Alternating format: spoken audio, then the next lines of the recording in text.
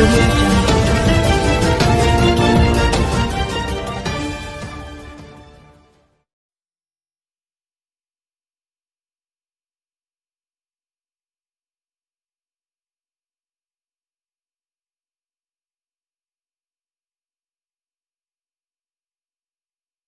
India as a thriving economy, a beacon of democracy, and a symbol of hope to the world. What you are achieving here is truly extraordinary. From your childhood selling tea to your election as India's Prime Minister, you've proven that transformational change is possible.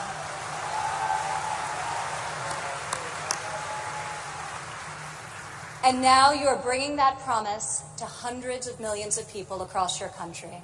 Thank you. To the people of India, I want to congratulate you as you celebrate the 70th anniversary of your independence. You are celebrating it as the world's largest democracies and one of the fastest growing economies on earth.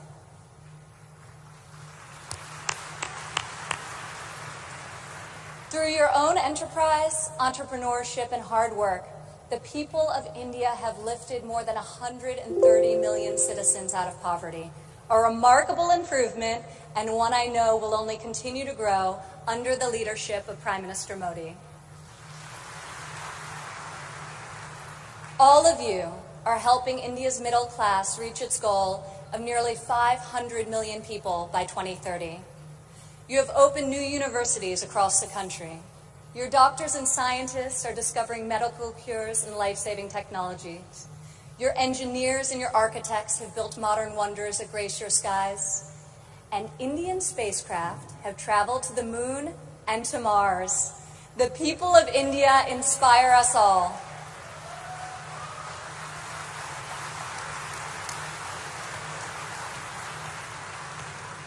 This is the first time India has hosted the Global Entrepreneurship Summit. It is a symbol of the strength and friendship between our two people and the growing economic and security partnership between our two nations. As President Trump said earlier this year, India has a true friend in the White House.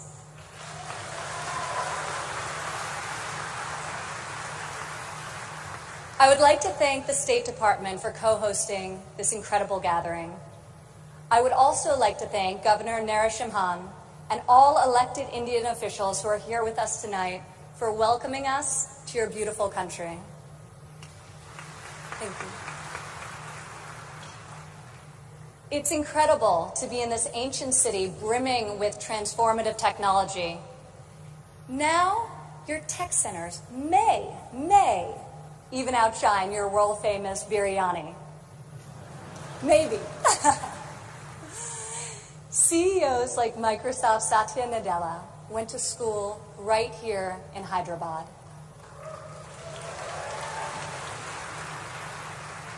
Just a few kilometers away, T-Hub's brand new facility is set to open next year and will become the largest incubator in Asia. In this city of pearls, the greatest treasure is you, the dreamers, the innovators, entrepreneurs, and leaders who never give up, never abandon your aspirations, and always strive for a better tomorrow. Today, we come together to celebrate what is happening here in India, what is happening in the United States and all over the world. Entrepreneurs are revolutionizing our economies and improving our societies. You are rewriting the rules. You have the inspiration and drive to serve our communities through the projects you start and the businesses you build. You have the grit, the perseverance, and the will to succeed. Each of you started with an idea. You've worked long days and nights to code the next robot, create the next app, find the next cure, and discover the next breakthrough to improve the lives of millions of people. Some may have tried to convince you that the risks are too great, the rewards too small. But you are here today because you are not afraid to fail. You want to own your future. So I want to congratulate you on all that you have already accomplished.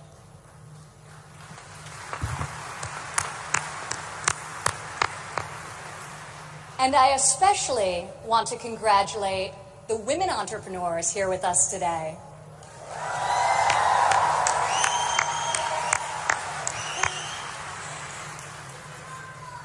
Thank you. This year's summit is focused on a theme that is key to our future: women first, prosperity for all. I'm proud to say that for the first time ever, women make up the majority of the 1,500 entrepreneurs selected to attend this summit. I see all of you out there. Only when women are empowered to thrive will our families, our economies, and our societies reach their fullest potential. As a former entrepreneur, employer, and executive in a male-dominated industry, I've seen firsthand that all too often, women must do more than their male counterparts to prove themselves at work, while also disproportionately caring for their families at home. After my father's election, I saw an opportunity to leave my businesses for the privilege of serving our country and empowering all Americans to succeed. Our administration is advancing policies that enable women to pursue their careers and care for their families, policies that improve workforce development and skills training, and policies that lift government barriers and fuel entrepreneurship so that Americans can turn their dreams into their incredible legacies. In the last decade, women have made remarkable strides in starting new businesses. Globally, between 2014 and 2016, entrepreneurship activity amongst women has increased by 10%. In the United States, within the last decade, the number of women-owned firms has grown by 45%. Even more promising, minority women have started nearly 8 in 10 new woman-owned businesses.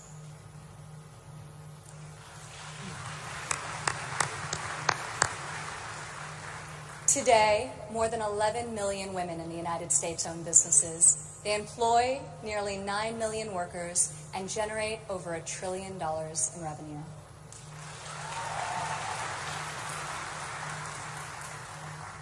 Many women become entrepreneurs and job creators out of necessity. Some weren't given the flexibility they needed at work to care for their families. Others lacked professional sponsors or weren't given a fair shot at a promotion. Instead, women, like the many here today, are charting their own courses and achieving incredible feats. Fueling the growth of women-led businesses isn't simply good for society, it's good for our economy. One study estimates that closing the gender entrepreneurship gap worldwide could grow our global GDP by as much as 2%. The women in this room can lead the way in closing that gap and ushering in a new era of greater prosperity.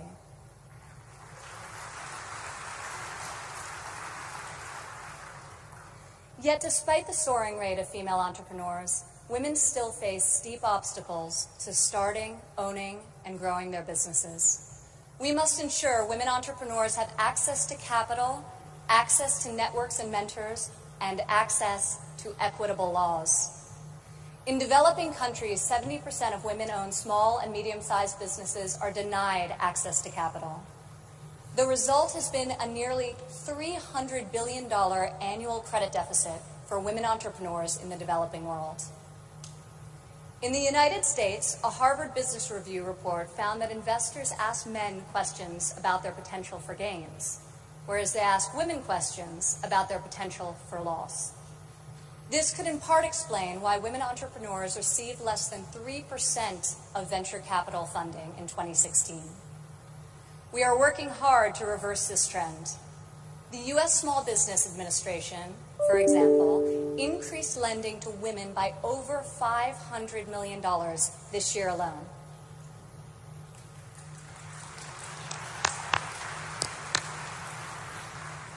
When it comes to networks and mentorship, roughly half of women in the United States say they have difficulty finding a mentor.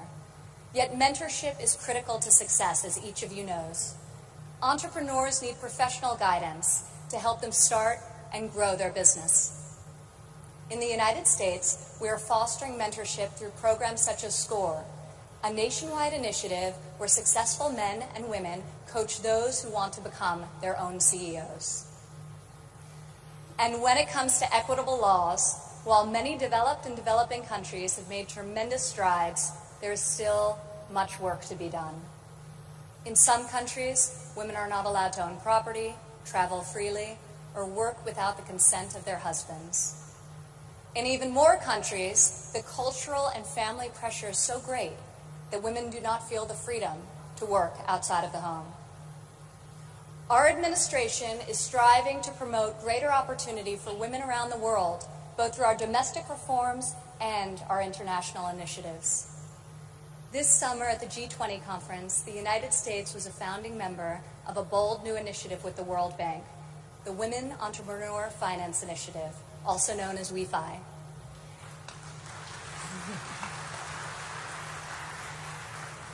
This facility provides access to capital, networks, and mentorship for women in developing countries. WEFI is the first facility to support women entrepreneurs at this scale, and we anticipate it will be able to leverage in excess of $1 billion in public and private financing. This facility also seeks to address the legal and regulatory barriers that limit opportunities for women entrepreneurs. In the last decade, USAID has promoted women's entrepreneurship through a number of programs, including providing microfinance loans to women in Afghanistan and bringing internet access to women in Nigeria and Kenya. USAID Administrator Mark Green is here with us today. Where are you, Mark? Thank you, Mark. I want to thank Mark and the entire U.S. delegation for their tireless work to improve the lives of millions, both domestically and abroad.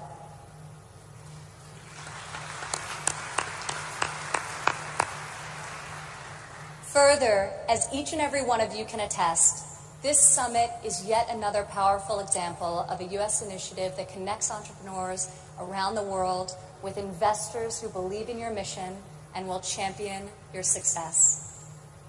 I want to thank the U.S. business leaders who have traveled all the way to Hyderabad for this inspiring event. I also want to congratulate the more than 350 American entrepreneurs who were selected to be with us here today to represent America's brightest talent.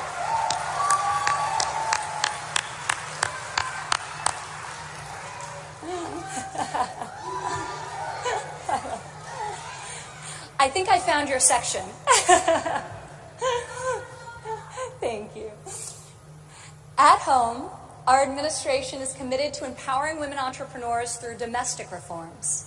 In the past 11 months, we have expanded apprenticeship programs and prioritized STEM education to ensure that women and men have more opportunities to master the skills that drive progress in the 21st century.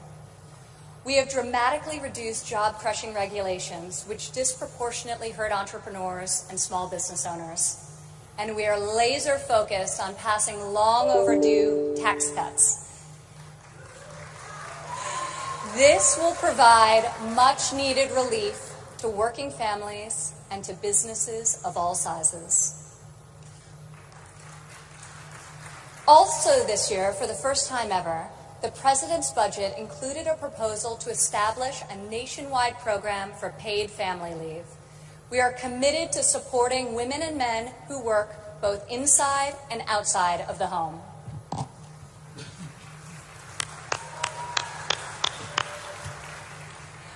When women work, it creates a unique multiplier effect. Women are more likely than men to hire other women, to give them access to capital, mentorship, and networks. Women are also more likely to reinvest their income back into their families and their communities. Here in India, I want to applaud Prime Minister Modi for his firm belief that the progress of humanity is incomplete without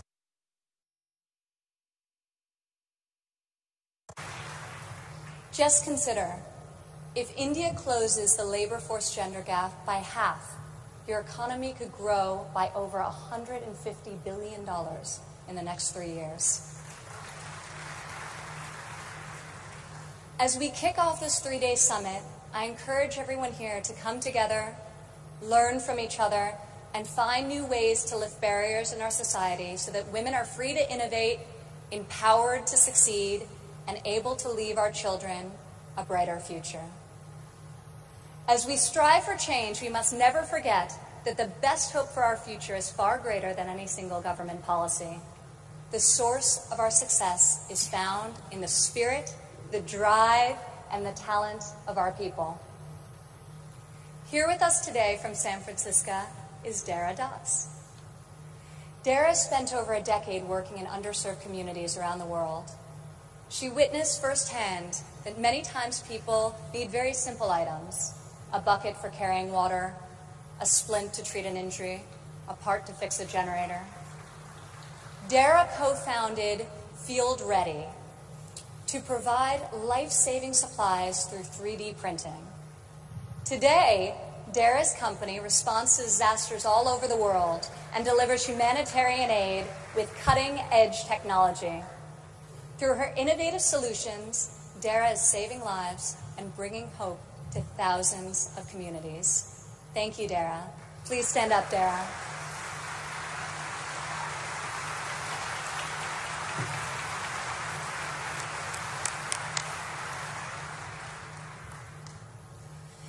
Rajlakshmi Bhartakar joins us from Bangalore, India. When her son began having seizures at a young age, she decided to create her own solution to better monitor his health. Stand up.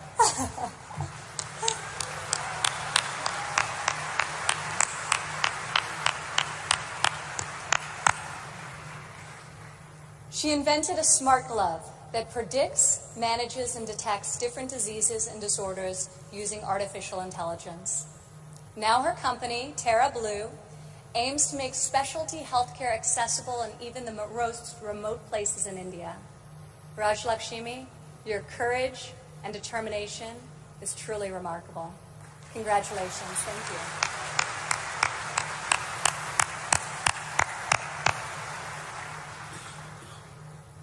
Also here with us today is Rayan Karmalova from Azerbaijan. Rayan, please stand up.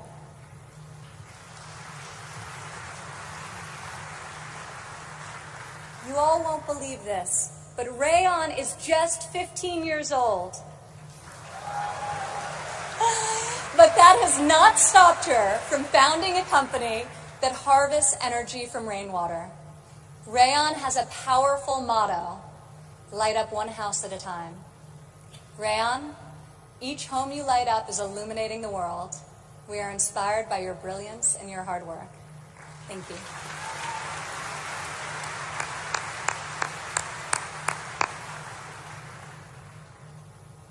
These women represent the vision, the ambition, the grit of every entrepreneur here today. You are saving lives, creating jobs, and bringing hope to our communities. You are transforming our societies one business and one customer at a time. You prove to the world that we have the power to rise above the challenges of our day and to pioneer new pathways forward and to leave our mark on this moment in history. Just think about how much better the world would be if all of us, men and women, are empowered to dream big, aim high, and work together towards a more just and prosperous future.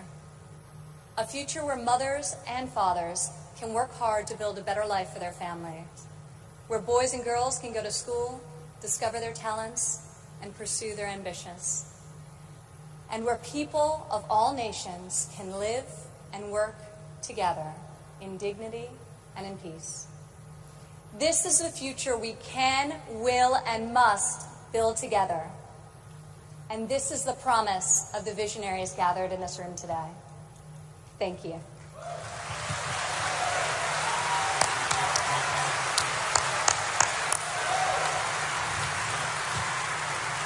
Thank you, Ms. Ivanka Trump.